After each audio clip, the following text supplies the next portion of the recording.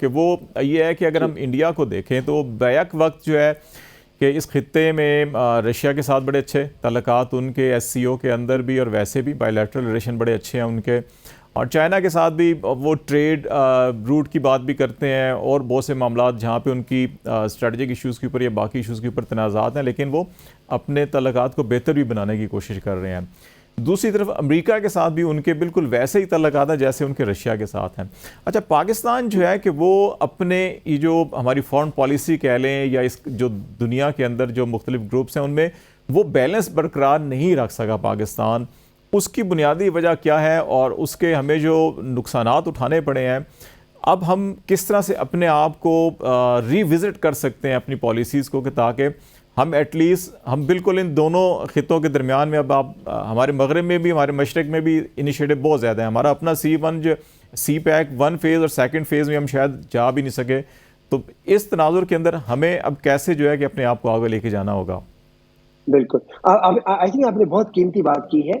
اگر انڈیا کو ہی لے تو انڈیا ایس سی او کا بھی حصہ ہے، شنگھائی کوآپریشن آرگنائزیشن کا، برکس کا بھی حصہ ہے، جن کو سمجھا جاتا ہے کہ یہ بیسیکلی جو امریکہ ہے اس کو کمزور کریں گے یا G7 کو کمزور کریں گے، لیکن وہ G20 کا بھی حصہ ہے۔ دیٹ مینس کہ دونوں، تو یہ میرے خیال میں بہت آئیڈیل انویبل سچویشن ہے۔ اچھا، وہ بیلنس کیوں کر پا رہا ہے؟ اس کی بڑی سمپل ریزن ہے کہ اٹس اے اکانومی۔ بلکہ جب میں جن دنوں میں بہت ایکٹیولی لکھ رہا تھا تو میرا 2015 یا 16 کا تھا، جو ہر سال سمٹ ہوتا ہے UNGA کا، یونائیٹڈ نیشن جنرل اسمبلی کا، تو اس سال میں نے دونوں جو پرائم منسٹرز ہیں، نواز شریف، ان کا جو US کا وزٹ جو وہ تھا پلان، وہ میں نے نوٹ کیا، اور میں نے اس کو مودی کا وہ نوٹ کیا۔ مودی کی ساری ملاقاتیں تھیں جو US کمپنیز ہیں ان کے سی او سے، جیسے گوگل کا سی او ہے، فیس بک کا، اس طرح کے لوگوں سے، مائکروسافٹ کا۔ اچھا، تو اور ہمارے پرائم منسٹر کی ظاہر وہ ٹپیکل جس طرح ہوتا ہے کہ بل گیٹ سے مل لیا، ان سے وہ کیا جو پیسے ہوتے ہیں یہ لیتے ہیں ان سے پولیو کے لیے، تو کائنڈ آف، تو میں نے پھر ایک پوسٹ لکھی، اس کا عنوان ہی آپ کو انڈیکیٹ کرے گا وہ کتنی کلیئرٹی ہے۔ میں نے اس کا نام رکھا اٹس اے اکانومی اسٹوپڈ۔ تو مودی کی جو اس وقت کی وزٹ ہے، حالانکہ وہ شروعات تھی کہ جہاں پہ انڈیا اپنے اکنامک ایمبیشن کا انڈیکیشن دے رہا تھا، تو اس انڈیکیشن میں اگر آپ کا جو پورا یعنی آپ کی ایٹنڈیری ہے دیٹس فلڈ ود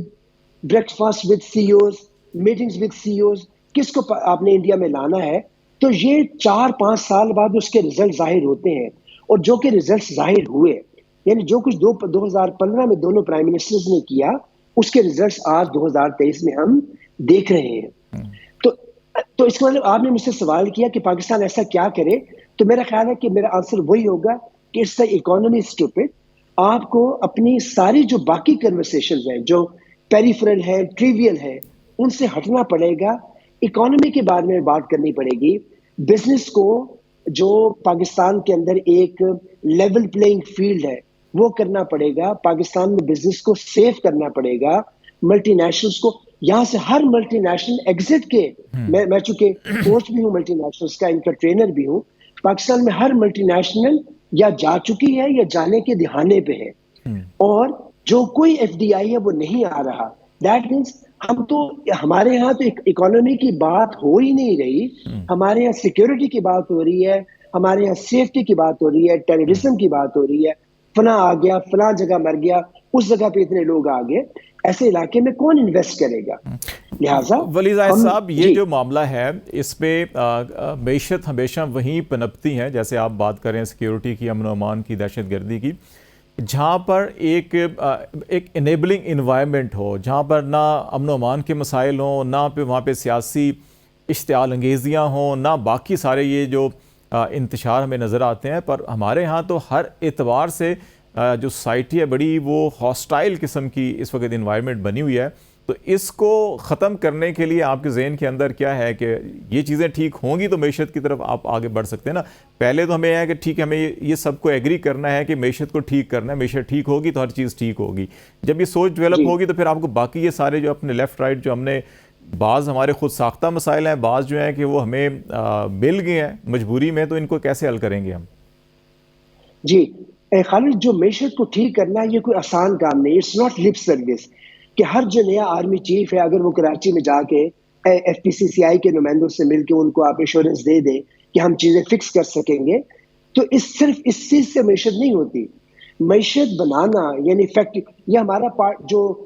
فیز 2 ہے سی پیک کا کیوں نہیں ہو سکا، چونکہ اس میں اکنامک زونز بننے تھے، اس کے اندر فیکٹریاں لگنی تھی، جوائنٹ وینچرز ہونے تھے. اب یہ یعنی صرف ایک پولیٹیکل اسٹیٹمنٹ، چاہے وہ سی پیک اتھارٹی ہے یا سی پیک کے جو کیا احسن اقبال ہے وہ دے دیں، نہ کسی پولیٹیشین یا منسٹر کے اسٹیٹمنٹ دینے سے اکانومی جنریٹ ہوتی ہے، نہ کسی آرمی چیف کے اسٹیٹمنٹ دینے سے ہوتی ہے. یہ تو فیکٹریاں لگتی ہیں، ان کے لیے فائنانس ارینج ہوتی ہے، ان کے لیے لیبر، ان کے لیے را مٹیریل. پاکستان میں جو ٹیکسٹائل ہے، چونکہ یہ بھی میرے کلائنٹس ہیں،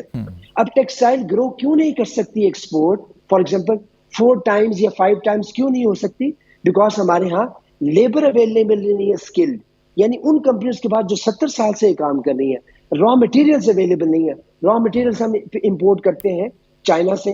اس کا مطلب یہ ہے کہ یہ بڑی لمبی گیم ہے، اور یہ تبھی ممکن ہے کہ آپ ایک ملک کو سیف بنائیں بزنس مین کے لیے، فیکٹری اونرز کے لیے، تبھی وہ انویسٹ کرے، بجائے اس کے کہ وہ اپنا